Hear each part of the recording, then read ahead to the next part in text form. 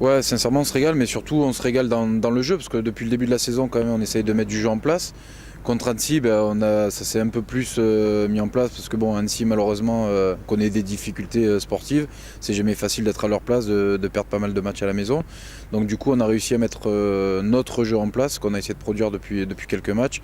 Et ce week-end, en fait, il a réussi, quoi. Ouais. Voilà.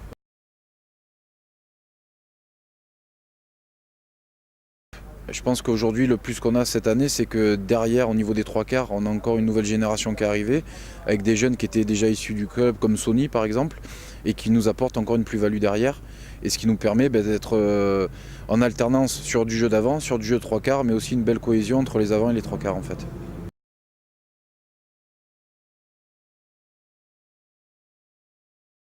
Ouais, après si on reste concentré, si on continue à bosser comme on bosse, je pense qu'il y a quand même on a 4 matchs, 3 à domicile, donc ça peut être vraiment avantageux pour nous et il va falloir qu'on saisisse notre chance et pas qu'on se fasse piéger comme contre Chalon par exemple quoi.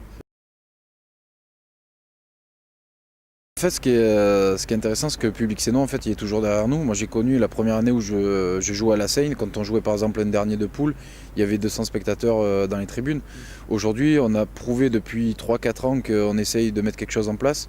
Dans le groupe, on essaye de leur rendre un maximum le week-end et on s'aperçoit qu'à partir du moment où les joueurs rentrent sur le terrain, ben, le public il est là, il nous soutient, il nous supporte.